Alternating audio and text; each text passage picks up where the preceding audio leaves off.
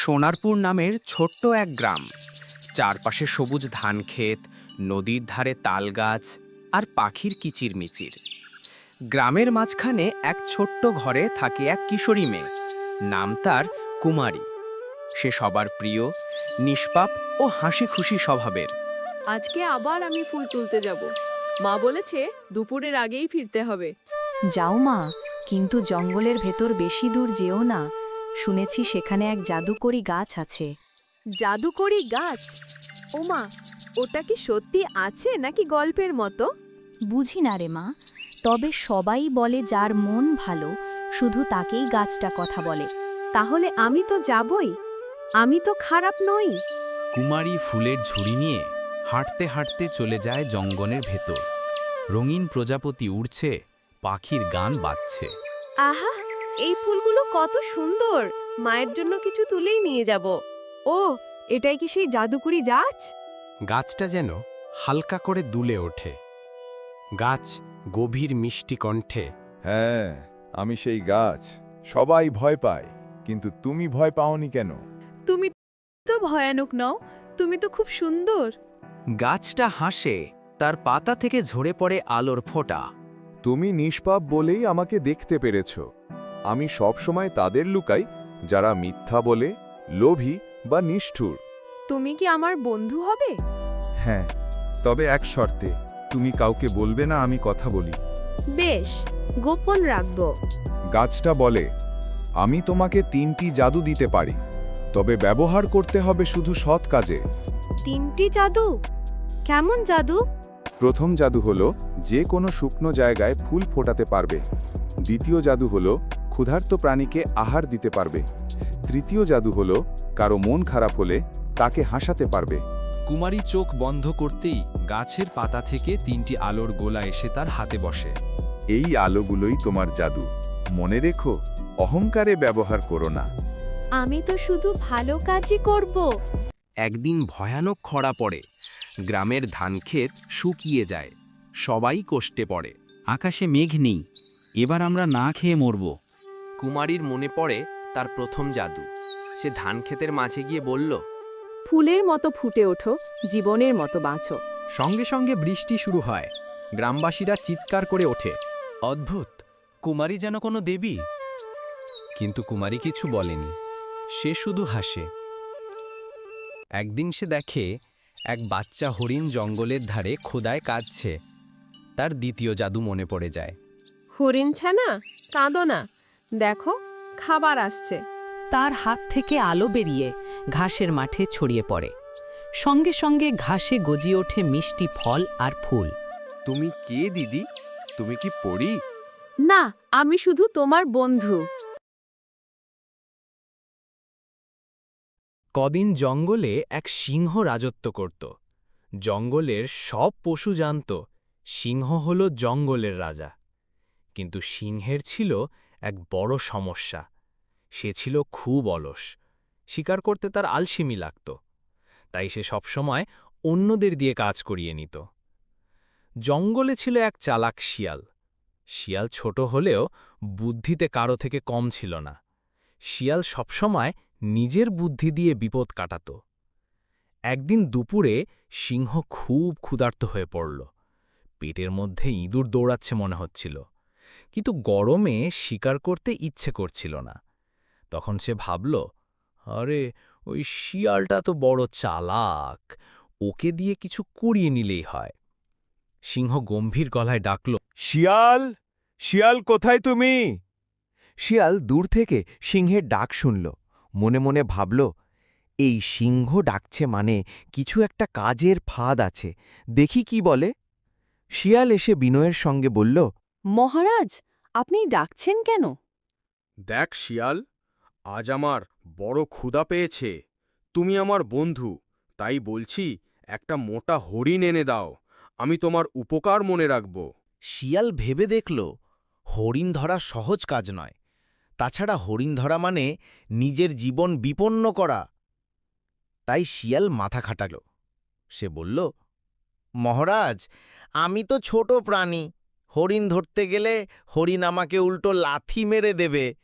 তবে আমার এক বুদ্ধি আছে। সিংহের কানে বুদ্ধি শব্দটা ঢুকতেই চোখে ঝিলিক দেখা দিল। সে বলল, বুদ্ধি? কি বুদ্ধি বলো তো? মহারাজ, আমার মনে হয় কাছেই একটা গুহায় এক বুড়ো বকরি থাকে, মোটা আর চলাফেরায় ধীর। তাকে ধরলে খুব সহজেই আপনার ভোজ হবে। দারুণ! তুমি আমাকে সেই গুহার কাছে নিয়ে চলো। শিয়াল সিংহকে নিয়ে চলল গুহার দিকে। কিন্তু শিয়ালের মনে চলছিল অন্য খেলা। সে ভাবল, সিংহ যদি গুহার ভেতর ঢোকে, আমি দরজা আটকে দেব। তখন সে বেরুতে পারবে না। আমি নিরাপদ থাকব। গুহার সামনে গিয়ে শিয়াল বলল, মহারাজ, বকরি ভেতরেই আছে। আপনি আস্তে গিয়ে লুকিয়ে ধরুন। সিংহ গুহার ভেতর ঢুকতেই শিয়াল বাইরে থেকে বড় বড় পাথর এনে মুখ আটকে দিল। সিংহ আটকে গেল ভেতরে। ভেতর থেকে সিংহ চিৎকার করতে লাগল, শিয়াল, এটা কি করলে? আমাকে বের হতে দাও। মহারাজ, আমি তো আপনার উপকারই করলাম। গুহার ভেতর বসে থাকুন, গরম লাগবে না। তাছাড়া আপনি বলেছিলেন বিশ্রাম নিতে চান। তুই আমাকে ঠকালে, আমি তোকে ছাড়ব না। আপনি তো সিংহ, রাজা। আমার মতো ছোট শিয়ালকে ধরা কি আপনার মানায়? আমি যাচ্ছি আমার কাজে। এই বলে শিয়াল দৌড়ে পালাল। কয়েক ঘন্টা পর এক হাতি গুহার কাছে এলো। সিংহ হাতিকে দেখে বলল, ভাই হাতি, আমাকে বাঁচাও, শিয়াল আমাকে ফাঁদে ফেলেছে। হাতি গর্জে বলল, কি? শিয়াল তোমাকে ফাঁদে ফেলেছে? ঠিক আছে, আমি পাথর সরাচ্ছি। হাতি গুহার পাথর সরিয়ে দিল। সিংহ বেরিয়ে এলো। এবার তার চোখ লাল হয়ে আছে। সে বলল, আজ আমি শিয়ালকে শাস্তি দেব। সিংহ খুঁজতে খুঁজতে শিয়ালকে পেল এক বড় গাছের পাশে। শিয়াল তখন মাটিতে কিছু খুঁড়ছিল। সিংহ চিৎকার করে বলল, এই শিয়াল, তুই মরার জন্য তৈরি হও। শিয়াল হেসে বলল, মহারাজ, রাগ করবেন না, আমি তো আপনার জন্য ধনরত্ন খুঁজছি। সিংহ থেমে গেল। ধনরত্ন? শিয়াল বলল, হ্যাঁ মহারাজ, আমি শুনেছি এই গাছের নিচে সোনা লুকানো আছে। আপনি যদি আমাকে মারেন তবে সোনা পাবেন না, কিন্তু যদি আমাকে সুযোগ দেন, আমি আপনাকে সোনা দেখাব। সিংহের চোখে লোভ এসে গেল। সে বলল, তাড়াতাড়ি খুঁড়। শিয়াল খুঁড়তে লাগল, কিন্তু হঠাৎ গর্তটা বড় করে খুঁড়ে বলল, মহারাজ, সোনা গর্তের ভেতরে আছে, আপনি ভেতরে ঢুকুন। সিংহ ভেতরে নামতেই শিয়াল গর্তের মুখে বড় গাছের গুঁড়ি ফেলে দিল। সিংহ আবার আটকা পড়ল। সিংহ চিৎকার করে বলল, তুই আবার আমাকে ঠকালি? শিয়াল দূরে সরে গিয়ে বলল, মহারাজ, আপনার লোভই আপনাকে ফাঁদে ফেলেছে। চালাকি শুধু শক্তি নয়, বুদ্ধিতেও থাকে। এই শিক্ষা মনে রাখবেন। এই বলে শিয়াল দৌড়ে জঙ্গলের ভেতর হারিয়ে গেল। সিংহ গর্তে বসে নিজের ভুল নিয়ে আফসোস করতে লাগল। নৈতিক শিক্ষা: শুধু শক্তি থাকলেই সবকিছু হয় না। বুদ্ধি থাকলে তবেই প্রকৃত জয় হয়। লোভ করলে সর্বনাশ নিশ্চিত। এক বোকা সিংহ থাকত।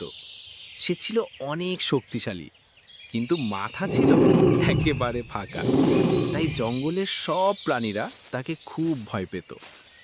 একদিন সিংহ শিকার করতে বেরিয়েছে, কিন্তু সারা দিনেও কিছু ধরতে পারল না। তখন হঠাৎ এক চালাক শিয়ালের সাথে দেখা হলো। সিংহ বলল, এই শিয়াল, আজ থেকে তুই আমার মন্ত্রী। তুই আমাকে শিকার এনে দিবি, আমি শুধু খাব। শিয়াল ভয়ে রাজি হয়ে গেল, কিন্তু ভেতরে ভেতরে ভাবল, এই বোকা সিংহকে একটু বুদ্ধি দিয়ে শিক্ষা দিতে হবে। একদিন শিয়াল সিংহকে নিয়ে গেল এক গভীর কূপের কাছে। কূপের জলে সিংহ নিজের প্রতিবিম্ব দেখল। শিয়াল বলল, মহারাজ, দেখুন, ওই কূপের ভেতরে এক বিরাট সিংহ আছে, আপনাকে চ্যালেঞ্জ করছে। বোকা সিংহ রেগে গিয়ে গর্জন করল। কূপের জলে নিজেরই গর্জন প্রতিধ্বনি শুনে সে আরও উত্তেজিত হল। আমি তাকে শেষ করে দিব বলে সোজা কূপে ঝাঁপ দিল। ফল কি হল? সিংহ ডুবে গেল কূপের পানিতে। চালাক শিয়াল তখন হাসতে হাসতে বলল, বুদ্ধি যার নেই তার শক্তি কোনো কাজে আসে না। এই গল্প থেকে আমরা শিখতে পারলাম বুদ্ধি ছাড়া শক্তি কখনো টেকে না। সাধারণত সব বনের রাজা হয় বাঘ বা সিংহ। তাদের শক্তি আর ভয়েই বন কাঁপে। কিন্তু এই বনের নিয়মটা একটু আলাদা ছিল। এখানে গর্জন বা শক্তি নয়, বুদ্ধি আর চালাকি যার কাছে বেশি তাকেই সবাই রাজা মেনে নিত। তাই এই বনে ছিল এক অদ্ভুত গল্প। বনের রাজা ছিল না কোনো বাঘ, ছিল না কোনো সিংহও। সেই অপ্রত্যাশিত রাজা ছিল এক ছোট্ট শিয়াল। তার বুদ্ধি, ধূর্ততা আর মনের জোরেই সে পেয়েছিল সবার শ্রদ্ধা আর সম্মান। শিয়ালের ছিল না শক্তিশালী নখর, ছিল না গর্জন তোলার ক্ষমতা, কিন্তু তার ছিল জ্ঞান আর কৌশল। বনের প্রতিটি প্রাণী যখন সমস্যায় পড়ত, তখন শিয়ালই হতো তাদের ভরসা। তার বুদ্ধিদীপ্ত সমাধান আর চতুর আচরণেই সবাই তাকে নেতা হিসেবে মান্য করত। এভাবেই প্রমাণ হল, রাজা হতে শুধু শক্তি নয়, দরকার মনের জোর আর বুদ্ধির ব্যবহার। একদিন হঠাৎ ভয়ঙ্কর বিপদ নেমে এলো বনে। আগুন লেগে চারদিকে ছড়িয়ে পড়তে লাগল। প্রাণীরা দৌড়াদৌড়ি শুরু করল। কেউ জানত না কিভাবে বাঁচবে। ঠিক সেই সময় এগিয়ে এলো শিয়াল। সে নিজের বুদ্ধি দিয়ে নদীর দিক দেখিয়ে দিল আর সবাইকে নিয়ে গেল নিরাপদ জায়গায়। তার কৌশল আর সাহসের কারণেই পুরো বন বেঁচে গেল। সেদিন থেকে সবাই আরও বিশ্বাস করল, এই বনের প্রকৃত রাজা শক্তিশালী নয়, বুদ্ধিমান সেই শিয়ালই। এরপর থেকে বনের প্রাণীরা বুঝে গেল, শক্তিই সবকিছু নয়, আসল শক্তি হল বুদ্ধি আর ঐক্য। আর তাই সেই দিন থেকে এই বনের নাম হল শিয়ালের রাজ্য, যেখানে সবার ভরসা আর আশা একটাই, চালাক সাহসী সেই শিয়াল। অনেক অনেক দিন আগের কথা। একটি ঘন জঙ্গলে নানা রকম পশু পাখি মিলেমিশে থাকত। সেই জঙ্গলের ভেতরে ছিল একটি ছোট্ট খরগোশ। খরগোশটি খুব চঞ্চল, দৌড়ঝাঁপ করতে ভালোবাসত। খরগোশের বন্ধু ছিল আরেকটি ছোট্ট প্রাণী। সে ছিল জঙ্গলেরই আরেক বাসিন্দা। দুজন একসাথে খেলত, কথা বলত, সুখ দুঃখ ভাগাভাগি করত। জঙ্গলের বিশাল গাছের ছায়ায় বসে তারা গল্প করত, কখনো লাফালাফি করত, কখনো দৌড় প্রতিযোগিতা। জঙ্গলের অন্য পশুরা প্রায়ই বলত, দেখো তো, এরা কেমন মিলেমিশে আছে। বন্ধুত্ব আসলেই কি মিষ্টি জিনিস। খরগোশ মাঝে মাঝে তার বন্ধুকে বলত, বন্ধু, আমাদের জীবন ছোট হলেও আমরা যদি একে অপরকে সাহায্য করি, তবে আমাদের জীবনই সবচেয়ে বড় হয়ে উঠবে। আর তার বন্ধু হাসি দিয়ে উত্তর দিত, তুমি ঠিক বলেছ, বন্ধুত্ব মানে শুধু একসাথে খাওয়া দাওয়া নয়, বরং বিপদে আপদে একে অপরকে আগলে রাখা। এইভাবেই তারা দিন কাটাত জঙ্গলের ভেতরে। কখনো রোদ, কখনো বৃষ্টি, কখনো ঝড়, সব কিছুর মাঝেই তাদের বন্ধুত্ব অটুট ছিল। একদিন বিকেলে তারা দুজন বড় একটা গাছের ছায়ায় বসে গল্প করতে লাগল। খরগোশ বলল, বন্ধু, তুমি জানো, এই জঙ্গল না থাকলে আমাদের এত আনন্দ হতো না। গাছের ছায়া, পাখির গান, নদীর জল, এসব আমার খুব ভালো লাগে। বন্ধুটি হেসে বলল, ঠিকই বলেছ, তবে জানো, এসবের থেকেও বড় জিনিস হলো আমাদের বন্ধুত্ব। তুমি না থাকলে আমার কোনো কিছুই ভালো লাগতো না। জঙ্গলে সব প্রাণীই জানত খরগোশ আর তার বন্ধুর বন্ধুত্বের কথা। তাদের হাসি খুশি দেখা মানেই মনে হতো বন্ধুত্বের আসল রূপ এরা দুজন। কিন্তু জঙ্গলে সবাই যে তাদের বন্ধুত্বে খুশি ছিল তা নয়। একটা ধূর্ত শিয়াল অনেক দিন ধরে হিংসে করছিল। সে ভাবত, এই দুইজন যদি সবসময় একসাথে থাকে, তবে আমার চালাকি কেউ টের পাবে, আমাকে কেউ গুরুত্বই দেবে না। তাই একদিন শিয়াল ফোন দিয়ে আটল। সে খরগোশের কাছে গিয়ে বলল, খরগোশ ভাই, তুমি জানো, তোমার বন্ধু নাকি অন্যদের কাছে বলে বেড়াচ্ছে যে তুমি নাকি খুব ভীতু আর দুর্বল, তুমি না থাকলে ওর নাকি কোনো অসুবিধে হতো না। খরগোশ প্রথমে বিশ্বাস করতে চাইল না, কিন্তু শিয়াল মিষ্টি কথায় কথায় বারবার এমনভাবে বুঝালো যে খরগোশের মনে সন্দেহ ঢুকে গেল। এরপর শিয়াল গেল খরগোশের বন্ধুর কাছে। সেখানে গিয়ে বলল, তুমি জানো, খরগোশ তো তোমাকে নিয়ে মজা করে, ও নাকি সবার সামনে বলে তুমি ধীর, অলস আর ওর সমান কিছুই নও। বন্ধুরও মনে কষ্ট ঢুকে গেল। সে ভাবতে লাগল, যদি খরগোশ এমন করে থাকে, তবে কি আমি এতদিন ভুল বন্ধু পেয়েছিলাম? ধীরে ধীরে খরগোশ আর তার বন্ধু একে অপরের সাথে কথা বলা বন্ধ করে দিল। আগে যেখানে একসাথে খেলত এখন আলাদা আলাদা বসে থাকত। জঙ্গলের প্রাণীরা অবাক হয়ে ভাবত, এদের বন্ধুত্ব এত মজবুত ছিল, হঠাৎ ভেঙে গেল কিভাবে? শেয়াল ভেতরে ভেতরে খুশি হয়ে হাসত, কারণ তার ফন্দি কাজে লেগেছে। খরগোশ মনে মনে বলতো, আমি তো তাকে ভাইয়ের মতো বিশ্বাস করেছিলাম, অথচ সে আমাকে নিয়ে মজা করে। অন্যদিকে তার বন্ধু ভাবত, খরগোশ তো আমার গোপন কথাগুলো সবার সামনে বলে দিল, তবে কি সে সত্যিই আমাকে বিশ্বাস করে না? একদিন জঙ্গলে প্রচণ্ড ঝড় উঠল, গাছপালা ভেঙে পড়ল, বৃষ্টি শুরু হল। এমন সময় শিয়াল বিপদে পড়ল। একটা গাছের ডাল ভেঙে তাহার উপর পড়তে যাচ্ছিল। শিয়াল চিৎকার করে সাহায্য চাইল। খরগোশ আর তার বন্ধু দুজনেই দৌড়ে গেল তাকে বাঁচাতে। তারা দুজন একসাথে মিলে শিয়ালকে টেনে নিরাপদ জায়গায় নিয়ে এলো। শিয়াল তখন ভয়ে কাঁপতে কাঁপতে বলে ফেলল, আহা, তোমরা দুজন মিলে আমাকে বাঁচালে, অথচ আমি তোমাদের বন্ধুত্ব নষ্ট করার জন্য মিথ্যে কথা বলেছিলাম, ক্ষমা করো। এই কথা শুনে খরগোশ আর তার বন্ধু একে অপরের দিকে তাকাল। তাদের চোখ ভিজে উঠল। তারা বুঝল, যা কিছুই হোক, সবই ছিল ভুল বোঝাবুঝি। খরগোশ দৌড়ে এসে তার বন্ধুকে জড়িয়ে ধরল। সে বলল, বন্ধু, আমি ভুল করেছিলাম, তোমাকে না বুঝে তোমার ওপর রাগ করেছিলাম। বন্ধুটি হাসি মুখে উত্তর দিল, আমিও তোমাকে ভুল বুঝেছিলাম, কিন্তু এবার থেকে আমাদের মাঝে কেউ যদি বিভ্রান্তি তৈরি করতে চায়, আমরা একে অপরকে জিজ্ঞাসা করব, আমরা বিশ্বাস হারাব না। তারপর দুজন হাত ধরে বলল, আমাদের বন্ধুত্বকে আর কেউ ভাঙতে পারবে না, যত বড় বিপদই আসুক আমরা একসাথে মোকাবিলা করব। জঙ্গলের পাখিরা আবার গান গাইল। অনেক দিন আগে এক জঙ্গলে এক চতুর শিয়াল বাস করত। সে ছিল খুব বুদ্ধিমান, আর তার কৌশলে সব প্রাণী অবাক হতো। একদিন শিয়াল ঠিক করল যে সে একটা পাঠশালা খুলবে, যেখানে সে অন্য প্রাণীদের বুদ্ধি শেখাবে। প্রথম দিন পাঠশালায় এলো খরগোশ, বাঁদর আর ছাগল। শিয়াল তাদের বলল, বনে টিকে থাকতে হলে শুধু শক্তি নয়, বুদ্ধিও দরকার। প্রাণীমিত্ররা, আজ থেকে শুরু হলো আমার পাঠশালা।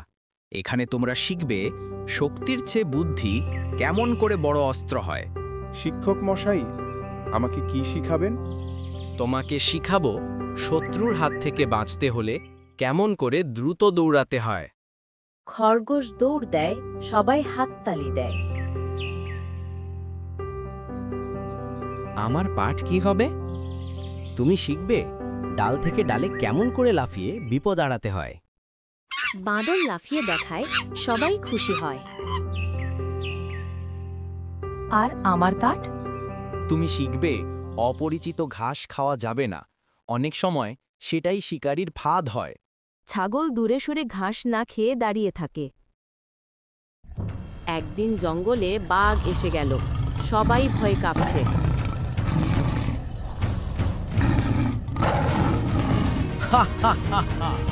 আজ তোমরাই আমার খাবার হবে। সব প্রাণী ভয়ে শিয়ালের দিকে তাকায়। ডরানোর কিছু নেই, আমি যা শিখিয়েছি তাই করো। খরগোশ দূরে পালায়, বাদর গাছে উঠে যায়, ছাগল দূরে সরে ঘাস না খেয়ে দাঁড়িয়ে থাকে। বাঘ হতবাক হয়ে চারদিকে তাকায়। আরে এরা সবাই কোথায় গেল? বাঘ গর্জন করে বেরিয়ে যায়।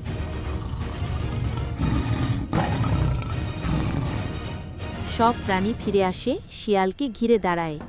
শিক্ষক, আপনার শেখানো পাঠ আমাদের জীবন বাঁচিয়েছে। আপনি শুধু শিক্ষক নন, আপনি আমাদের পথপ্রদর্শক। আমরা কখনো আপনার উপকার ভুলব না। মনে রেখো, বুদ্ধি হলো জীবনের সবচেয়ে বড়